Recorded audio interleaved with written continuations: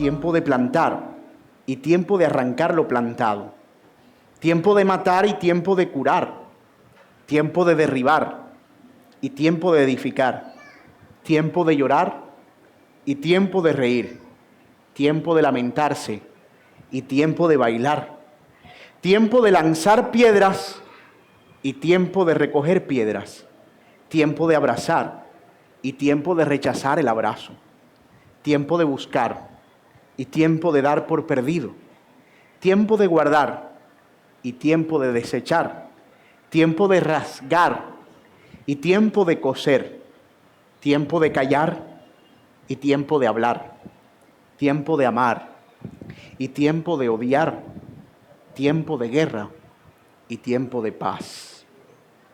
El tiempo.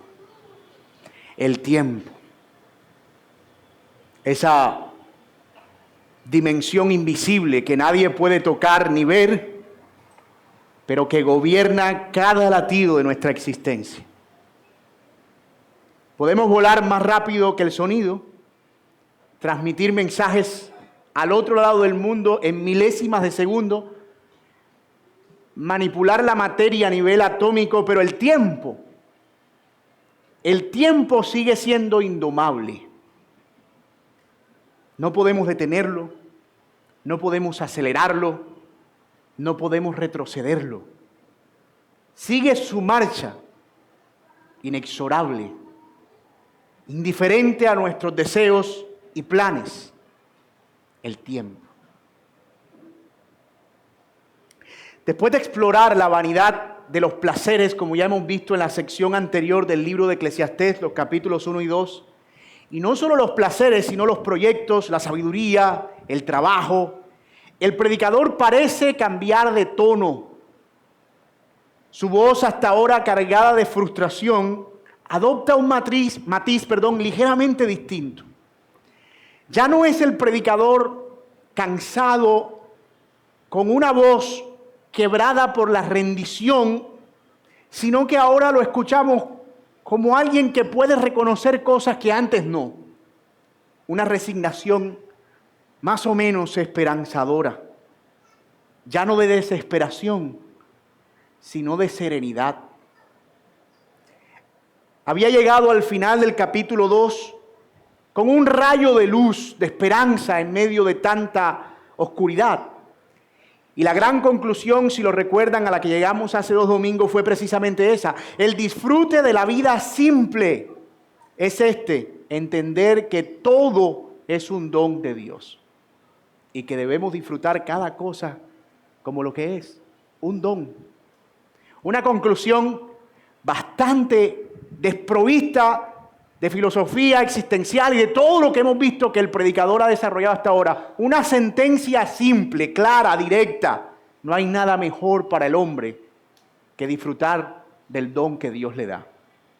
Ahí estaba la gran conclusión de la vida simple y del sentido de la vida. Pero ahora el predicador va más allá.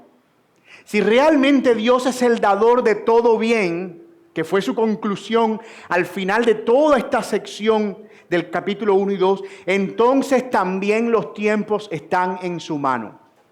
Es decir, si Dios es quien da todo lo bueno y debemos disfrutarlo, Él decide cuándo da eso bueno para disfrutarlo. Y esta verdad de que cada momento de nuestra vida que se desarrolla debajo del sol está en el control soberano de su potestad es lo que ocasiona este cambio de perspectiva y de tono, lo que le da este matiz de esperanza al predicador. El poema que el predicador pronuncia a continuación, o que acabamos de leer más bien, es quizá el pasaje más conocido del libro de Eclesiastés. Si a alguien le preguntara, ¿cuál es el versículo que te sabes de Eclesiastés? Te dirán, todo tiene su tiempo y todo tiene su hora. Palabras con las que estamos muy familiarizados. De hecho, hasta las convertimos en preludios para el culto, cuando íbamos a orar por la ofrenda y decíamos, hermanos, como todo tiene su tiempo y todo tiene su hora, ha llegado el tiempo de recoger las ofrendas. Y la usamos básicamente para todo. Pero pocas veces vemos el contexto completo del libro, lo cual funciona como un telón de fondo que le da a ese texto una belleza única. Desde el instante de nuestro nacimiento hasta el momento de nuestra muerte, vivimos dentro de esta corriente que no podemos controlar, pero en la que debemos aprender a navegar. Lo que el predicador nos ofrece no es la resignación fatalista de los capítulos anteriores ante el destino, sino sabiduría para reconocer que cada estación, cada etapa, cada momento en el tejido de nuestra existencia tiene su propósito en manos del Creador, con C mayúscula. Y esto pone nuestra responsabilidad humana en el contexto correcto. Es decir, si entendemos que Dios ordena todo, entonces nuestra responsabilidad se vuelve mucho más fácil de entender. ¿Qué es lo que tenemos que hacer? Solo depende de entender cuándo tenemos que hacer. Y yo sé que suena muy fácil así al decirlo, pero hay básicamente mucho de lo que vamos a desarrollar alrededor de este pasaje. El texto que vamos a explorar entonces representa ese giro crucial en el argumento. El hombre que buscaba desesperadamente imprimir significado a la vida a través de sus propios esfuerzos, descubre ahora que el significado estaba ahí, siempre ha estado ahí, inscrito en el orden divino de los tiempos. La vida adquiere sentido cuando aprendemos a movernos en armonía con los tiempos soberanos de Dios y no cuando nosotros logramos tener control de las cosas. Todo tiene su tiempo, así empieza el texto. Todo tiene su tiempo. Hay un tiempo señalado para todo debajo del cielo. Y ese es justamente el argumento que quiero proponerles para este sermón. El sentido de la vida está en aceptar que los tiempos están en control de Dios y no en el nuestro. El sentido de la vida está en aceptar que los tiempos están en el control de Dios y no en el nuestro. Y vamos a desarrollar esto a través de 7 encabezados, así como lo oí. 7 encabezados. Yo sé que usted está haciendo cuenta. Si el pastor con 3 encabezados se tira 55 minutos, con 6 se tira 2 horas y 7 más la conclusión. Pero estamos en Semana Santa. Época de amor, de paz y de tolerancia. No se preocupen, que vamos a estar dentro del margen del tiempo, así que tranquilos. Vamos a desarrollar ese argumento a través de 14 pares de contrastes que el predicador nos presenta y lo vamos a agrupar en bloques de a 2, ahora van a entender por qué. Y estas 14 expresiones son ventanas a la experiencia humana, que es compleja, pero que dentro de este entendimiento de que Dios es soberano se hace simple. Y estos contrastes abarcan todo, estas declaraciones abarcan casi todas las áreas de la vida del ser humano. Nacimiento, muerte, construcción, destrucción, guerra, paz, relaciones. Y juntos forman un tapiz que representa la totalidad de nuestro ser. Una de las cosas que ha sido más fascinantes para mí al estudiar este pasaje ha sido encontrarme con la belleza del arreglo de esas declaraciones. Porque al igual que a usted, y yo no tengo que ser adivino para eso, yo me había concentrado en cada sentencia y cómo aplicarla a cada cosa de la vida. Y el pasaje era como una fórmula para aplicarla, como que si estoy triste, entonces digo es tiempo de estar triste, y si estoy alegre es tiempo de estar alegre, y ya. Pero como les dije, al examinarlo a la luz del contexto, toma una importancia todavía mucho mayor. Es como cuando le pones el fondo a un dibujo, y tú dices, mira, aislado el dibujo parece que no dice mucho, pero le pones el fondo y se ve como una obra de arte. Todas las áreas que el predicador ha abordado anteriormente, y esto es muy importante, todas las áreas que el predicador ha abordado anteriormente, como las áreas en donde él ha estado buscando identidad y sentido a la vida, él las vuelve a abordar aquí, pero desde la perspectiva de los tiempos. ¿Se acuerdan cuáles eran? Las cosas materiales, el placer, la búsqueda de sabiduría, el trabajo, el acumular, la necedad versus la sabiduría. Todo eso ahora él lo condensa en este poema, pero ahora visto a la luz de los tiempos gobernados por el Señor. Así que cada sentencia nos da un mensaje muy claro. El sentido de la vida está en recibir cada cosa que viene de Dios como un don de Él en el momento apropiado. Y esa es la estrategia que vamos a usar. Agrupar las sentencias en distintos tipos de experiencia y luego ver cómo se relacionan entre ellas. Entonces vamos a ver esas 14 declaraciones a la luz de 7 tipos de experiencia. Tiempo para los ciclos vitales, verso 2. Tiempo para construir y destruir, verso 3. Tiempo para las emociones, verso 4. Tiempo para las pasiones, verso 5. Sí, para las pasiones. Tiempo para las posesiones, verso 6. Tiempo para sufrir, verso 7. Y tiempo para amar, verso 8. Y vamos a ver entonces, en primer lugar, el primer par de estas declaraciones del predicador. Tiempo para los ciclos vitales. Miren lo que dice el verso 2. Tiempo de nacer, tiempo de morir, tiempo de plantar y tiempo de arrancar lo plantado. Y esos dos pares iniciales no están separados. Esto yo quiero que lo vean así, porque cuando leemos el texto no es que una frase está apuntando a un tema y la otra a otra, no. Véanlo como grupos de 2 frases que apuntan a un mismo tema. Por eso agrupamos tiempo de nacer y tiempo de morir con tiempo de plantar y tiempo de arrancar. Voy a leerles el texto solamente para que tengan la idea y podamos fluir más fácilmente. Mírenlo. Tiempo de nacer y tiempo de morir va con tiempo de plantar y tiempo de arrancar lo plantado. Eso es ciclos. Luego, tiempo de matar y tiempo de curar va con tiempo de derribar y tiempo de edificar. Luego, tiempo de llorar y tiempo de reír va con tiempo de lamentarse y tiempo de bailar. Yo espero que vayan viendo las relaciones. Tiempo de lanzar piedras y tiempo de recoger piedras va con tiempo de abrazar y tiempo de rechazarlo el abrazo. Yo sé que hasta ahí usted dice, no veo la relación, no se preocupe, pero la vamos a ver, tranquilo. Luego, tiempo de buscar y tiempo de dar por perdido. Y luego, tiempo de guardar lo que se encuentra, ¿verdad?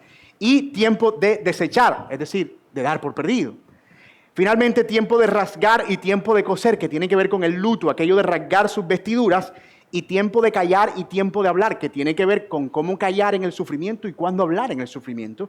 Y finalmente, tiempo de amar y tiempo de odiar, que ahí debería leerse más como tiempo de amar y tiempo de aborrecer, en lugar del sentimiento pecaminoso del odio. Y finalmente, tiempo de guerra y tiempo de paz, como amar en la paz, como llevar la guerra en el contexto del aborrecer. Esas agrupaciones son las que nos van a permitir que podamos ir un poco más fluido. Entonces, este par inicial habla de los ciclos. El ciclo de la vida y el ciclo de las cosas. Tiempo de nacer, tiempo de morir, tiempo de plantar, usando la analogía de un agricultor, y tiempo de arrancar. Y la conexión en sus observaciones previas se ve claramente aquí. En el capítulo 1, acuérdense que el predicador se lamentaba por los ciclos precisamente de la vida y de la existencia. Él decía, no tiene sentido que el sol salga y se oculte. No tiene sentido que, digamos, el atardecer, el viento sople y al final el agua caiga y otra vez suba. Es decir, él tenía cierta frustración por ver los ciclos de la vida y luego se frustra también al ver el ciclo mismo del humano y dice, no tiene sentido que el hombre trabaje y después se muera. Entonces él, al observar que los ciclos se mueven en el capítulo 1 y 2, llega a la conclusión de que todo es vanidad, que es frustrante. Pero aquí, él examina esos mismos ciclos y dice, oh, espérate, la cosa no está en que no haya sentido en los ciclos, la cosa está en que hay un sentido en cada tiempo de esos ciclos. Hay un sentido en nacer y hay un sentido en morir. Hay un sentido en plantar y hay un sentido en arrancar. La cosa está en cómo encuentro el sentido en cada momento. Yo quiero que noten la diferencia. Capítulos 1 y 2, él está diciendo no tiene sentido nacer y morir. No tiene sentido plantar para arrancar. En el capítulo 3, él está diciendo, tiene un sentido nacer y tiene un sentido morir. Hay un tiempo para cada cosa. Tiene un sentido plantar y voy a disfrutar cuando tenga que plantar. Y tiene un sentido arrancar y voy a disfrutar cuando tenga que arrancar. ¿Lo ven? En el capítulo 1 y 2, él aborda todo como una sola cosa, una sola pieza. Y él dice, si una cosa se empieza y luego se termina, no tiene sentido. Pero luego él dice, si luego veo que hay un tiempo para empezar y separo ese tiempo de empezar del tiempo de terminar, entonces eso tiene sentido. Y si luego veo el tiempo de terminar y lo separo de lo que ya fue, del tiempo de iniciar, o si tengo que empezar otra cosa, sino que simplemente lo vivo como tengo que vivirlo, entonces eso tiene sentido. Esa es la lógica que el predicador ahora está abordando en el capítulo 3. Así que su conclusión ya no es tan fatal. Ya no es qué mal que el sol salga y se ponga, sino, oye, qué bueno el amanecer. Y óyeme, qué lindo el atardecer. Es como que hay un tiempo para que el sol salga y hay un tiempo para que el sol se oculte. Y en ambas cosas hay un propósito y hay un sentido. Ese ligero cambio en la percepción del predicador es lo que lo lleva, como lo dijimos en la introducción, a este cambio de tono o a este cambio de perspectiva. El agricultor entiende, usando la analogía del plantar y de arrancar, lo que muchos de nosotros hemos olvidado, que hay una sabiduría en aceptar esos ritmos. Plantar fuera de temporada es desperdiciar y cosechar prematuramente es perder. El agricultor nos enseña muy claramente cómo disfrutar cada momento de esos ciclos. Un fatalista dice, ¿para qué siembras si al final tendrás que sembrar otra vez? El agricultor paciente dice, no, es que hay una gracia en sembrar y hay otra gracia en cosechar y hay otra gracia todavía mayor en esperar a que una cosa lleve a la otra, porque no puedo apresurar eso. Creo que era Darwin que en un sermón hablaba acerca de 1 Timoteo capítulo 2 o 2 Timoteo 2 sobre la experiencia del agricultor, que Pablo le dice a Timoteo, mira lo que el agricultor está sembrando y prepara el terreno y él espera con paciencia. Y le está mostrando a Timoteo que él debe seguir ese modelo de paciencia. No te desesperes. Habrá tiempo para esperar cosas, pero simplemente no las podemos apresurar. Cuando vamos al campo nos damos cuenta de esa realidad. Personas tan acostumbradas a lo inmediato como nosotros, nos frustramos cuando vamos al campo. Decimos, ¿cómo es que una teca dura 14 años para venderse como viejo? Usted siembra eso y no alcanza a recoger nada, se muere. Pero él está contento todos los días regando su teca. Tal vez porque piense, si no alcanzo a recogerla, pues tal vez mis nietos lo hagan. Pero el sentido de la vida está en tener y poder hacer esto todos los días. ¿Notan la perspectiva? Es que lo que hace la vida desesperante y sin sentido es que la vemos como saltando de piedras en piedras y nos volamos los vacíos en los que está el asunto, la esencia de la cosa, el vivir. Y este ejemplo que está usando el predicador aquí es perfecto. Se siembra con alegría y se cosecha con alegría si hay que cosechar con alegría. Y si no hay que cosechar con alegría porque la cosecha no estuvo buena, pues habrá otra oportunidad para volver a sembrar y tal vez esperar para volver a cosechar. Y el sentido de la vida está ahí, en aceptar cada ciclo como algo que viene de Dios. ¿Qué provecho tiene el hombre entonces de todo su trabajo con el que se afana debajo del sol? Aquí está la respuesta. El provecho no está en escapar de los ciclos. No está en que todo el tiempo estemos sembrando o que en todo el tiempo estemos cosechando. No, porque no podemos controlar eso. No podemos detener el sol para hacer que siempre sea tiempo de cosecha, ni podemos detenerlo para que siempre sea tiempo de siembra. El sol seguirá saliendo, las estaciones se seguirán moviendo y nuestro gozo estará en reconocer que todo esto Dios lo provee. Parte de la frustración de muchos es no admitir eso. La vida nos pasa por etapas. Ancianos que se comportan como adolescentes. Y no me refiero a que se sientan vivos y vigorosos, lo cual es admirable en un anciano, que siempre sienta que tiene fuerza, sino que su comportamiento es resignado a su edad.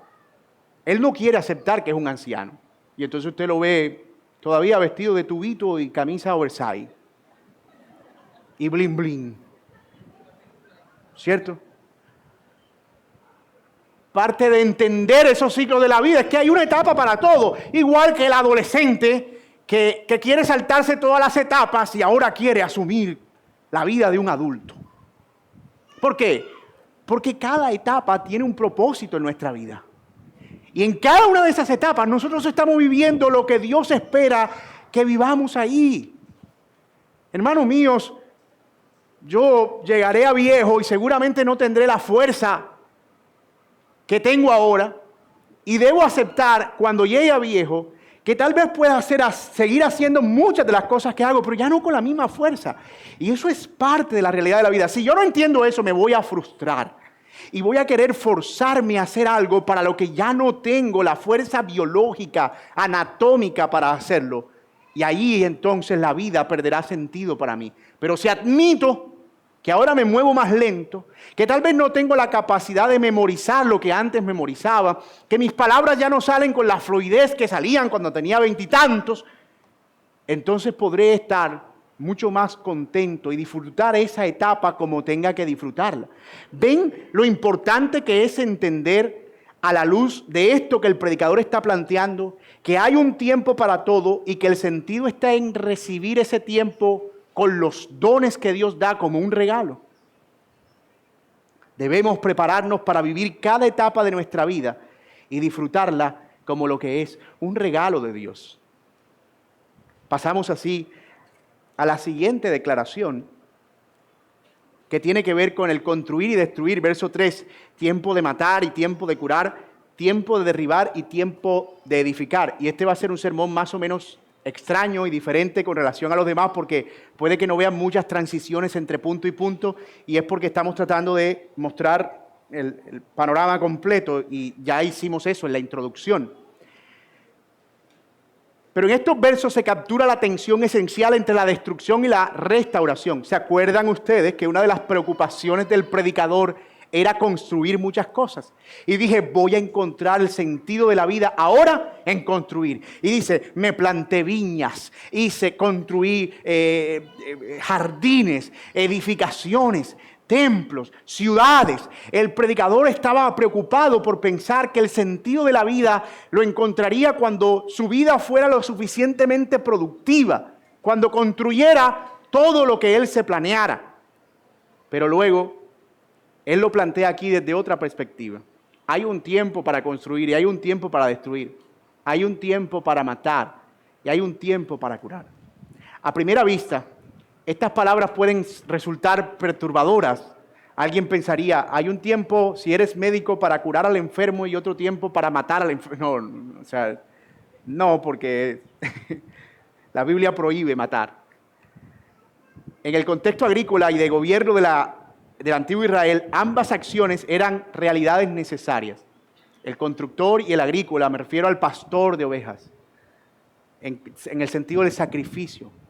En algunos momentos tendrás que curar la oveja que luego tendrás que sacrificar para comértela. Y habrá un tiempo para eso. Un rey debía defender a su pueblo en tiempos de guerra y protegerlo en tiempos de paz.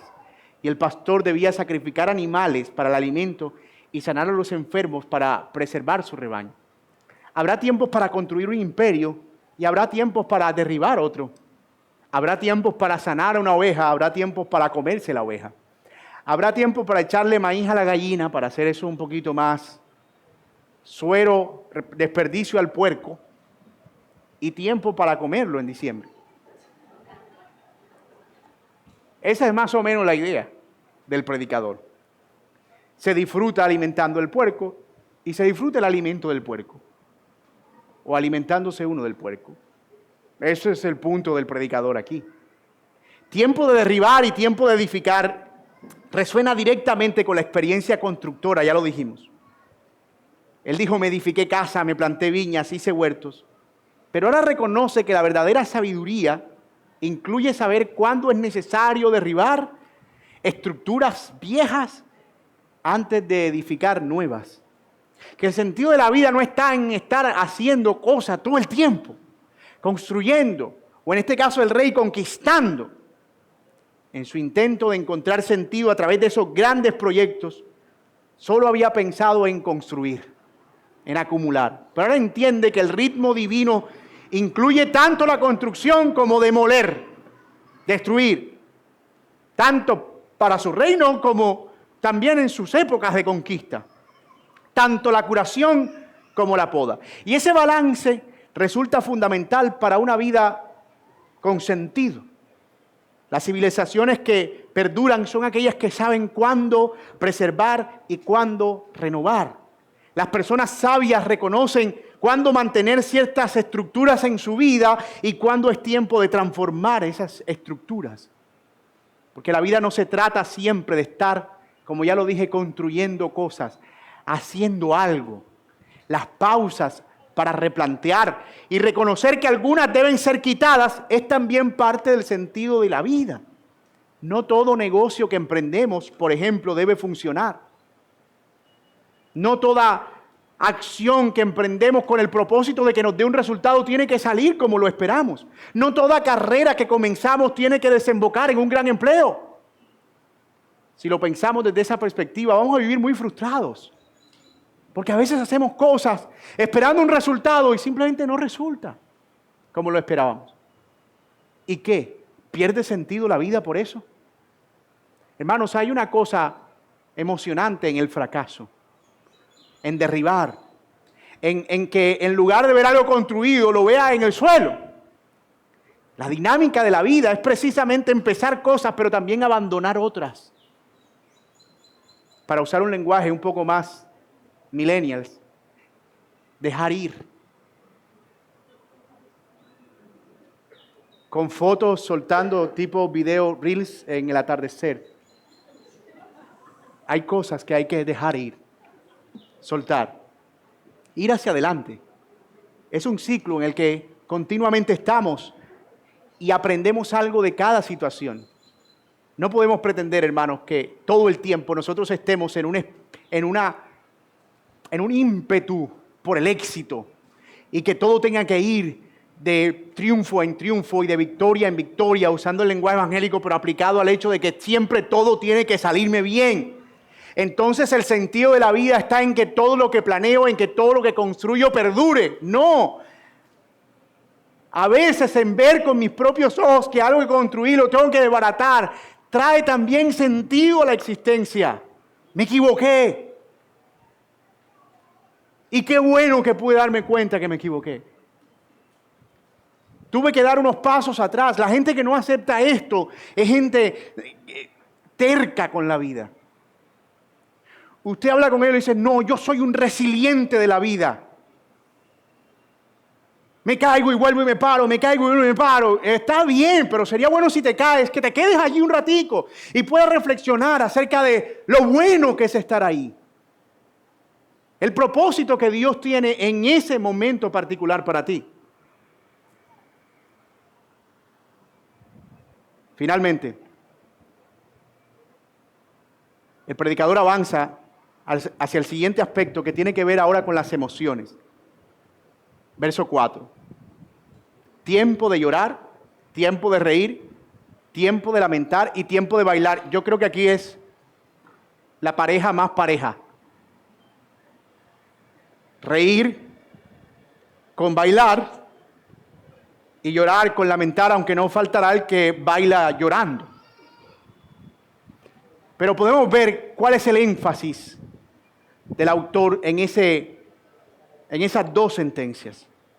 ¿Se acuerdan del capítulo 2? Noten que los estoy devolviendo allá todo el tiempo porque estamos tratando de ver cómo lo veía el predicador antes y cómo lo ve ahora desde la perspectiva de los tiempos en el control del Señor. El predicador había dicho que a la risa él la llamaba locura. Y al placer él dijo, ¿para qué sirve eso? Pero ahora le está diciendo, hay un tiempo para la risa y hay un tiempo para el llanto.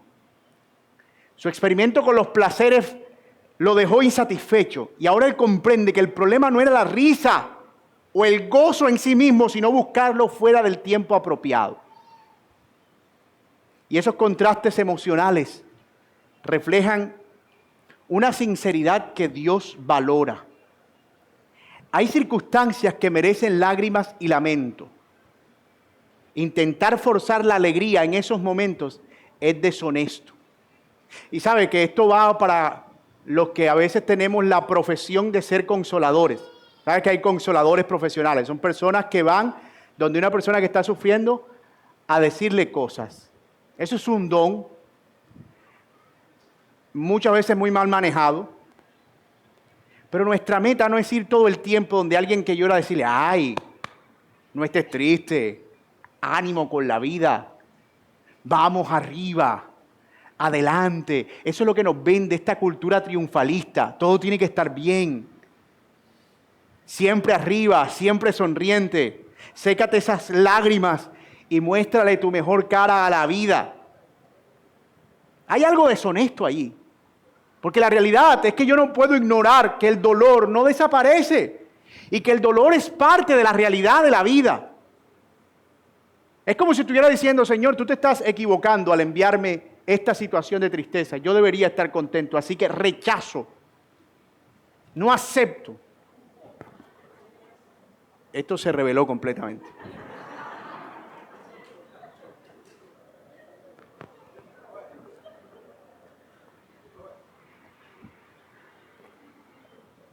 Eso no es parte de mi vida. Y entonces la consecuencia es que desperdiciamos nuestro sufrimiento. Yo creo que el problema mío van a ser mis orejas. Tengo orejas muy grandes. Eso, esa. Muy bien. Santiago dejó claro eso en el capítulo 5, verso 13, cuando dijo, ¿sufre alguien entre ustedes? ¿Qué dijo? ¿Sufre alguien entre ustedes? Haga oración. ¿Y está alguien alegre? ¿Qué dijo? Cante alabanzas. Eso se llama sabiduría emocional. Y consiste en permitir que cada sentimiento tenga su expresión adecuada en el momento correcto. Hay una etiqueta para eso, le dicen inteligencia emocional. Me gusta más sabiduría emocional. Porque es una comprensión mucho más amplia, más teleológica, mucho más completa de la realidad. El llanto genuino tiene su valor, así como la risa auténtica. El lamento tiene su propósito, así como el baile de alegría. Ya lo decíamos, somos presionados continuamente a esta positividad artificial, la de las fotos, la vida de selfie, la de no importa qué tan amargado estés, sonríe para la foto. Porque el show debe continuar. Esos mantras modernos contradicen la sabiduría que el predicador está planteando aquí. La vida plena incluye la gama de emociones humanas, todas, cada una en su tiempo apropiado. El Señor mismo encarnó esa verdad. Él lloró en la tumba de Lázaro, pero también se regocijó en el Espíritu en momentos como en las bodas de Canaán. Expresó justa indignación en el templo, mostrando también un momento de ira santa. Su vida emocional refleja perfecta sintonía con los tiempos de Dios. Cuando él vio el templo convertido en una cueva de ladrones, él no fue como hablándoles del amor y la paz y este es un momento para la reflexión. Por favor, remuevan amablemente estos espacios que perturban el libre desarrollo de la práctica religiosa en el templo. Sin mediar palabras, agarró todo eso y lo quitó de en medio. Porque hay lugar para todo. Ahora, el problema está en cuando yo creo que el sentido de la vida solo está en que siempre yo esté feliz. O que el sentido de la vida está en que yo siempre esté aburrido. Y trataba de transmitirle eso a los chicos, a los niños antes de venir a la clase, porque a veces se les vende la idea a ellos por tanto bombardeo que tienen y sin ellos darse cuenta, pero nosotros los padres podemos notarlo, que el aburrimiento es un problema. Y nosotros nos creemos esa mentira y creemos que debemos hacer todo lo posible para que salgan de ese aburrimiento. No queremos que nuestros hijos se aburran. Y como tenemos tantas cosas a la mano, cada vez que surge el famoso estoy aburrido, necesitamos sacar nuestra carta. Ya no te aburras, porque hemos demonizado eso. Los grandes genios hicieron cosas muy creativas, resultado de estar previamente aburridos. Así que qué bueno que estés aburrido. Me parece fantástico porque estás experimentando que la vida es eso. Si nosotros sacamos a nuestros hijos de esa realidad, le estamos haciendo un daño grande. Porque le estamos diciendo a ellos sin querer lo que uno en la vida no se aburre. Que eso es un sentimiento que no hace parte de la realidad de la existencia y eso es mentira. Y entonces van a crecer no preparados para eso. Y lo que van a hacer es que correr para escaparse de esa realidad a los vicios y a los placeres, tratando de alimentar la mentira de que siempre tienen que estar haciendo algo que les entretenga. Hay que aplaudir el aburrimiento de nuestros hijos. Por supuesto, en su justa medida, porque hay tiempo para eso y tiempo también para la diversión.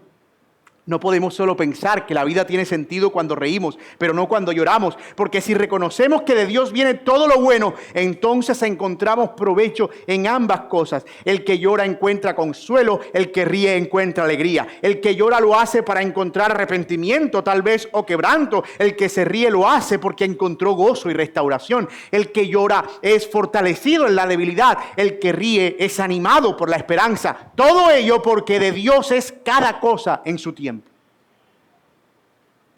Si tú lloras de dolor ahora, el tiempo perfecto de Dios para ti es este tiempo perfecto. Y yo quiero hacerle justicia a esa frase. Porque somos expertos en usar la expresión el tiempo perfecto de Dios para ponerla como el rótulo de algo bueno que nos pasa en la vida. Los tiempos de Dios son perfectos. Por fin pude hacer mi viaje a Europa. Magnífico, pero no era el tiempo de Dios perfecto cuando estabas aquí comiendo yuca y suero. Por supuesto que también. Los tiempos de Dios perfectos son los tiempos de Dios, el hoy y el ahora. Es nuestro tiempo perfecto de Dios con toda y su gama de cosas, porque es lo que Él ha preparado para nosotros. Tenemos que sacarnos de la mente esta idea de, ¿qué haces? Aquí esperando el tiempo perfecto de Dios.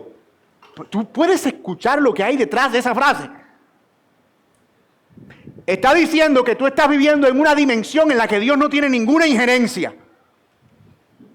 Es que el tiempo de Dios para mí no ha llegado. Los que están solteros, a veces en las iglesias se crea una cultura bastante problemática con respecto a los solteros. Que le hacemos pensar que el sentido de la vida de ellos vendrá cuando se casen. Y entonces, ¿y cuándo te vas a casar? ¿Y cuándo te vas a casar? ¿Y cuándo te vas a casar? ¿Y cuándo te vas a casar? Como si la soltería fuera una maldición. ¿Y cuál es el problema? Si esa hermana o ese hermano quiere gozar de su soltería en ese momento, ese es su tiempo perfecto para ella. ¿Por qué tenemos que hacerle pensar que su vida es aburrida y que su vida no tiene sentido y que su vida tendrá sentido cuando tenga un marido? Y eso tenemos que aprenderlo como iglesia, hermano. Niña, ¿y cuándo es que te vas a casar? ¿Y hasta qué edad? Mira que el tren pasó hace rato por ahí por la línea. Mira que agárrate de lo que sea. Y claro, al final las hermanas, buscando el tiempo perfecto de Dios, agarran lo que sea.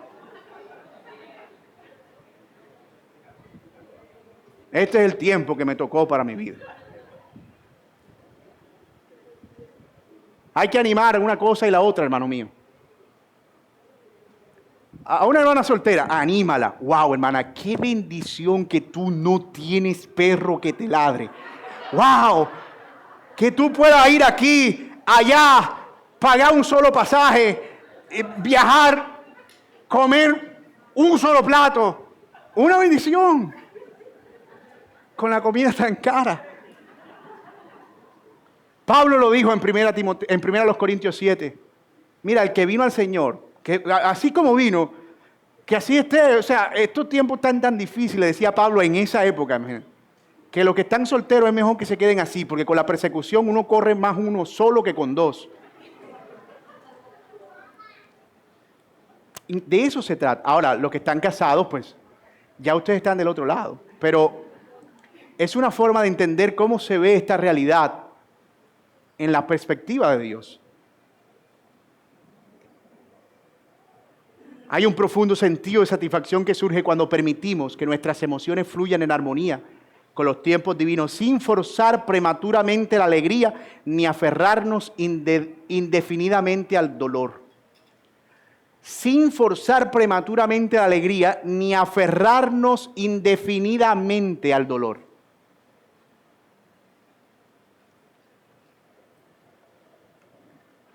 El predicador avanza hacia un nuevo punto. tiempo para las pasiones. Dice el verso 5, tiempo de esparcir piedras y tiempo de juntar piedras, tiempo de abrazar y tiempo de abstenerse de abrazar. Yo sé que usted está ahí, pastor, explíqueme, ¿qué rayos tiene que ver juntar piedras y esparcir piedras con las pasiones y el abrazarse? Esto está interesante aquí, porque el predicador nos lleva ahora a considerar los ritmos incluso en nuestras relaciones más cercanas e íntimas. ¿Qué podría significar esparcir y juntar piedras? Junto a la idea de abrazar. Si ya vamos viendo que los pares parece que tienen una relación entre sí, este par no es la excepción. Una interpretación que me parece fascinante proviene de una antigua tradición judía. Y esto lo señala un erudito bíblico llamado Francisco García Treto. Él es un inmigrante cubano que se radicó en Texas y fue profesor emérito en el seminario Trinity o en Trinity University. Y es un erudito en hebreo. Y esta cita viene de ahí. Ustedes pueden descargar el manuscrito y está la cita al pie para que la puedan buscar si así lo desean.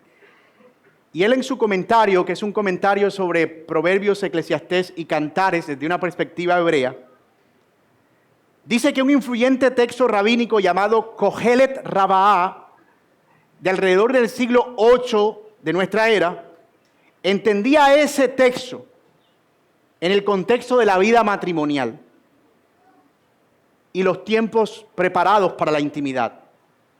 Explicaba que esparcir piedras, dice Francisco García Treto, citando este comentario judío, aludía al tiempo en que la esposa era considerada ritualmente pura y la intimidad era apropiada según la ley de pureza. Mientras que juntar piedras o recogerse se refería al tiempo de impureza ritual en el que una mujer no podía tener intimidad con su esposo, entonces debían mantener la distancia por aquello de la pureza. Así que esparcir piedras era tiempo para la intimidad, recoger piedras era tiempo para no intimidad. Estoy citando este curioso comentario hebreo de cómo lo entendían los judíos en una aplicación directa. Y así tiene mucho sentido entonces el siguiente verso. Tiempo para abrazar y tiempo para no abrazarse, en el contexto de la intimidad. Esta sabiduría reconoce que incluso en el ámbito de la pasión humana, el discernimiento de los tiempos es esencial. El predicador que había probado abundantes placeres, y otra vez nos estamos devolviendo a su antigua perspectiva, con muchas mujeres, y todos los placeres de los hombres, dice el versículo 8, ahora comprende que esos placeres tienen su valor apropiado dentro de un marco ordenado por Dios. Que la vida no tiene sentido si y solo si siempre estoy dando rienda suelta a mi placer.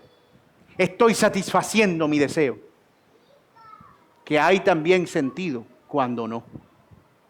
Incluso nuestros impulsos y pasiones más naturales están sometidas al orden divino. La verdadera libertad no consiste en satisfacer cada deseo en cualquier momento, sino en expresarlo en su tiempo apropiado. Perspectiva antigua del predicador, digo antigua como si hubiesen pasado años, pero capítulos 1 y 2, el sentido de la vida tiene que estar en el placer. Voy a buscar mucho placer. Perspectiva de entender los tiempos debajo del sol. Es que hay un tiempo para el placer y hay un tiempo para el no placer. Pablo captó esa sabiduría cuando aconsejó a los de Corinto, no se nieguen el uno al otro, a no ser de común acuerdo y por un tiempo para dedicarse a la oración. Esto es 1 Corintios 7:5, hablando a las parejas unidas en matrimonio. Reconoció que incluso la intimidad matrimonial tiene tiempos designados. Piensen en los que reducen la plenitud de sus vidas a la capacidad que tienen en su juventud de dar rienda suelta a sus placeres. O sea, los que creen, por ejemplo, en el caso de los hombres, que el sentido de su hombría está en con cuántas mujeres ellos pueden tener intimidad. ¿Qué será de ellos cuando su condición física o su edad, por el ciclo mismo de la vida, se los impida. ¿Qué será de ellos cuando alguna situación médica se lo impida? ¿Perderá sentido la vida para ellos? ¿No les parece que en ocasiones lidiamos con nuestras pasiones en un sentido puramente animal? ¿No les parece? El libro de Cantares, también atribuido al predicador, es un poema precioso que alude precisamente al valor de la sexualidad, las pasiones, es decir, al abrazarse en la intimidad, al esparcir piedras dentro del contexto correcto. Ustedes pueden ver los primeros capítulos del libro de Cantares, 1 al 13, es el cortejo. Luego pueden ver la celebración de la boda y luego el matrimonio, donde se consuma la unión. Y entonces pueden ver el placer consumado del rey con la sulamita. Pero antes no. Porque estaba enmarcado dentro del tiempo. Así que hemos visto hasta ahora ciclos de la vida. Hemos visto posesiones en el sentido de construir, del realizar cosas. Hemos visto los placeres, hemos visto las emociones. Todo ello lo buscó el predicador. Pero ahora desde esta perspectiva los tiempos con otro matiz. Y ahora avanzamos al siguiente, que es el tiempo para las posesiones. Tiempo de buscar y tiempo de dar por perdido, tiempo de guardar y tiempo de desechar. Y esos contrastes abordan nuestra relación con los bienes materiales. Hay un tiempo para guardar y un tiempo para soltar. Un tiempo para acumular y un tiempo para compartir. Un tiempo para dar. El predicador reconoce que hay sabiduría en cuándo buscar y cuándo renunciar, cuándo conservar y cuándo desprenderse. Todo tiene una justa medida. Si yo solo pienso que el sentido de la vida está en tener muchas posesiones, no voy a encontrar sentido en la vida cuando doy y cuando me desprendo de esas posesiones. Pero hay tiempo para ambas cosas y en ambas hay sentido para la vida. Luego continúa así con la siguiente, el tiempo para sufrir, versículo 7, tiempo para rasgar y tiempo para coser, tiempo para callar y tiempo para hablar. Aquí también la relación es muy clara. El rasgar las vestiduras, están familiarizados con esa idea, ¿verdad? Es algo que usaban los judíos para referirse al luto y al dolor. Rasgar las vestiduras era una expresión de profundo lamento. Y ese par, en contraste con silencio y palabra, aborda cómo debe ser nuestra respuesta al sufrimiento. Hay un tiempo para rasgar y hay un tiempo para coser. Hay un tiempo en el sufrimiento para callar y hay un tiempo para hablar. Job ilustra perfectamente ese principio con sus amigos. Ellos guardaron silencio durante 7 días respetando su dolor hasta que hablaron. Cuando estaban callados, todo perfecto, hasta que abrieron la boca para tirárselas de sabios. Mira, Job, a mí me parece que tú hiciste algo malo. Ya. Este es el típico calladito estaban mejor. A veces, hermanos, en tiempos de dolor, hay un tiempo para callar. Y a veces hay tiempo para hablar. En las relaciones esto es muy útil también. Discusiones entre esposos. Hay un tiempo para callar. Está la esposa o el esposo, para que no crean que esto es un tema de género. Yo te digo que... Entonces tú estás ahí como que callado, porque... Pero dime algo. Y tú dices, pero ¿cómo te digo si tú no me estás dejando? Yo no quiero hacer esto una discusión. Ese es el tiempo para callar. Pero si yo lo hago solo como una ruta de escape, habrá un momento en el que yo voy a tener que sentarme y hablar. Mira, puedo hablar 3 horas después. Es que eso es lo tuyo siempre, que es la misma que... Hay mucha sabiduría ahí. Así que esposos y esposas tienen un as bajo su manga. En medio de una discusión, la carta del tiempo para hablar, tiempo para callar. ¿Cierto? Y buscar sabiduría ahí.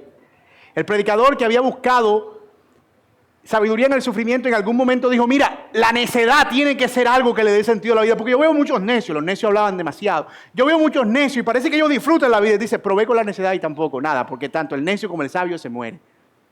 Entonces me di cuenta que a veces hay que ser como el necio que habla y a veces como el sabio que calla.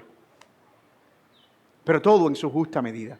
Y finalmente, tiempo para amar y tiempo para odiar, tiempo de guerra y tiempo de paz. Es un contraste importante con el que concluye este pasaje.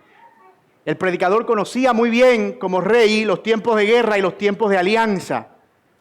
Y este verso no está justificando el odio, como ya lo mencioné, sino que reconoce la realidad de los conflictos y que son necesarios a veces. David expresó este principio cuando escribió, ¿acaso no aborrezco a los que te aborrecen, Señor? Una forma de aterrizar eso al plano más práctico es saber cómo actuar en momentos de conflicto. Cuándo pasar por alto una ofensa y cubrirla en amor y cuándo confrontar la injusticia de un pecado. Cuándo ir de frente en la confrontación y cuándo pasar por alto.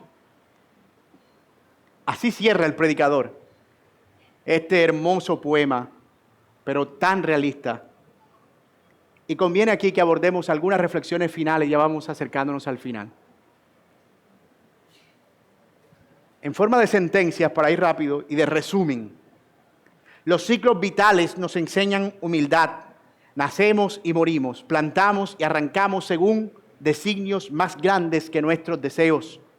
No somos dueños del tiempo. Solo vivimos en un mundo que sigue sus reglas, las cuales han sido establecidas por el sabio creador del universo. 2. La construcción y destrucción requiere de discernimiento. Hay momento para edificar, momento para demoler. La sabiduría no está en construir siempre, sino en saber cuándo cada acción es apropiada.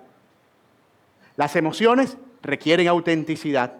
Las lágrimas tienen su propósito, igual que la risa. El lamento tiene su lugar, al igual que la celebración. Reprimir lo que debe expresarse o forzar lo que debe esperar es luchar contra el ritmo divino, contra la dinámica divina. Las pasiones exigen respeto. La intimidad tiene sus momentos para ser honrada, así como el momento para guardar la distancia. Los vínculos más profundos florecen cuando honramos los tiempos apropiados. Las posesiones requieren libertad. Hay tiempo para adquirir y hay tiempo para soltar. Si el Señor nos permite poseer bienes, no debemos permitir que ellos nos posean a nosotros. Tiempo para tener, tiempo para soltar.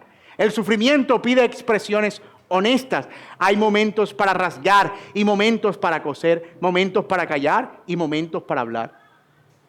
No hay nada de malo en el lamento cuando sufrimos, pero tampoco en el silencio, porque las muchas palabras nos falta el pecado. Y finalmente, el amor y el conflicto demandan integridad. Integridad. Tiempo para amar, tiempo para confrontar.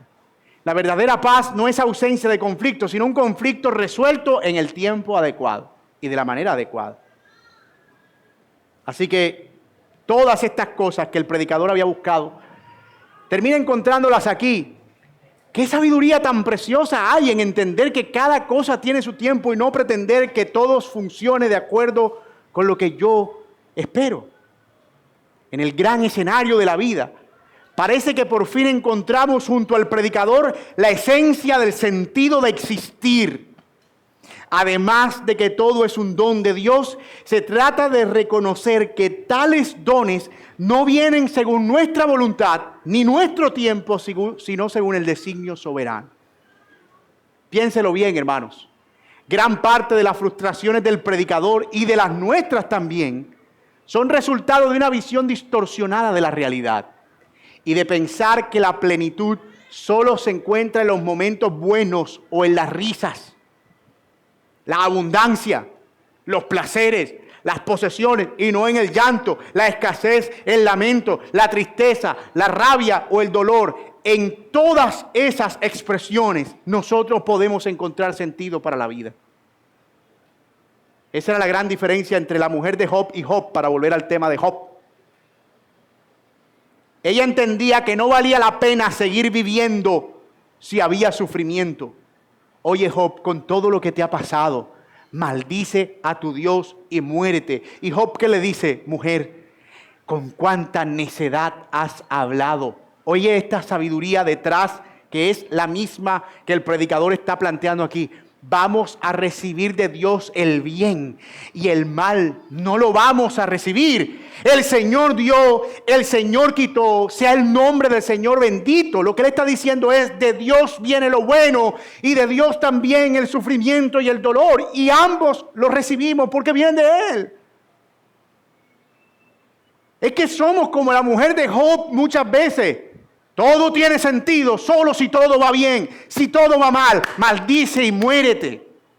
¿De dónde sacamos esa idea? Bueno, sí sé de dónde sacamos esa idea. De este caído corazón que solo quiere su propio deseo. Hay un gran alivio en saber que el Señor está obrando en cada tiempo y etapa de nuestra vida, cualquiera sea, y esa comprensión le da sentido a la vida. Tú no necesitas salir de la situación donde estás para encontrar sentido a la vida. Tú puedes encontrar sentido ahí y propósito ahí, en esa situación que estás. Las personas que viven con esa comprensión de la vida no mueren por la ansiedad de los días malos, ni pierden la cabeza por los días buenos. Porque esos son los tiempos del Señor. Hermanos míos, el tiempo del Señor para nosotros es este tiempo. El de hoy, el de ahora. No mañana, no fue ayer. Este es el tiempo del Señor, el que estamos viviendo. El día de mañana, ¿por qué hemos de preocuparnos? Cada día trae su propio afán. Dejemos lo que venga y que pase. Si hoy hay tiempo para disfrutar, disfrutamos. Si hay tiempo para soportar, soportamos. Si hay tiempo para reír, reímos. Si hay tiempo para llorar, lloramos. Si hay tiempo para el placer, disfrutamos del placer. Si hay tiempo para abstenernos, nos abstenemos del placer. Llegará un día llegará, en el que cuando las cosas ya no sean debajo del sol, sino por encima del sol, entonces no habrán cambios en los tiempos. El sol ya no saldrá más, ni se pondrá más. Los ciclos terminan. El hombre ya no morirá más, ni nacerá más, porque será eterno. No habrá más dolor ni tristeza, ni llanto en el que solo recibamos sufrimiento. Un día recibiremos de Dios todo lo bueno, todo el bien que existe, toda la paz y la plenitud de lo bueno. Vendrá un día, pero mientras ese día llega, estamos debajo del sol. Y es una gran bendición descansar en que esos tiempos debajo del sol de dolor y de sufrimiento no serán eternos y que el Señor los ha permitido con un propósito. Esto es realmente liberador. Y amigo que estás aquí, si tú no tienes a Cristo, yo no tengo ni idea de qué tiempo estás viviendo tú ahora. Tampoco sé qué te haya traído aquí hoy a escuchar especialmente este mensaje. Pero déjame leer un texto de la Biblia para ti y quiero que tú mismo puedas llegar a las conclusiones que el Señor permita. Dice la palabra de Dios en 2 Corintios 6:2, y como colaboradores con Él, también les exhortamos a no recibir en vano la gracia de Dios. Pues Él dice, en el tiempo propicio te escuché y en el día de salvación te socorrí. Pero ahora es el tiempo propicio. Ahora es el día de salvación. Hoy es el día de tu salvación. No es mañana. No es cuando estés más viejo. No es cuando ya no tengas más fuerza. No es cuando ya hayas disfrutado lo suficiente, mi amigo. Hoy es el día de tu salvación. Porque tú no sabes qué va a pasar contigo mañana. Tú no sabes qué va a pasar contigo al salir de aquí. Tú no tienes control ni de tu tiempo, ni de tu vida, ni de tu futuro, ni de tu existencia. Tú tienes que entender que tu vida está en las manos de Dios y Él hoy te está llamando al arrepentimiento. Todo tiene su tiempo. Todo tiene su tiempo y este es el tiempo en el que el Señor te llama a que te arrepientas y creas. Amigo mío, no desperdicies tu vida. Ven a Cristo hoy y dale sentido a esa vida. Oremos. Señor, te damos gracias